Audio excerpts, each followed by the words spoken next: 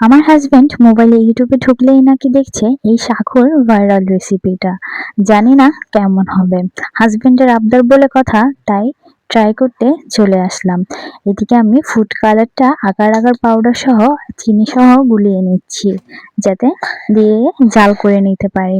এই যে আমার জেলির পানিটা মোটামুটি জাল হয়ে গেছে। এখন আমার জেলিটা বসানোর পালা। এই যে আমি প্লেটে ঢেলে রেখে দিলাম, তারপর পাতিলে পানি দিয়ে দিলাম আর ভেজানো সাঁকোগুলো দিয়ে রান্না করে নিতে হবে ৪ থেকে ৫ মিনিট। রান্না হয়ে গেলে সাঁকোগুলো নামিয়ে নিতে হবে। এই যে আমার সাঁকোটা রান্না হয়ে আসছে, এখন আমি নামিয়ে দুধ জাল করে নিব।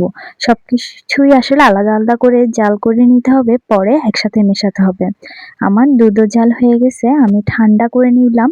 আর এই ঠান্ডা দুধটাকে এখন আমি একটা বাটিতে ঢেলে দিব। তারপর ওই যে রান্না করা সাঁকোগুলো এখন এতে দিয়ে দিব। তারপর কিছু কলা দিয়ে দিচ্ছি। আপনারা চাইলে অন্যান্য ফল থাকলে ঘরে দিতে পারেন। যেহেতু আমার কাছে কোনো ফল ছিল না, শুধু কলাটাই ছিল, তাই কলাটা আর জেলিটা দিয়েছি। তো ফাইনালি আমিও বানিয়ে নিলাম এই সাঁকোর রেসিপিটা।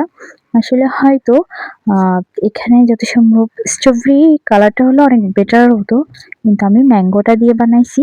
জানি না কেমন হবে। আমিও প্রথমবার ট্রাই করলাম, আপনারাও ট্রাই করে দেখবেন। আল্লাহ হাফেজ।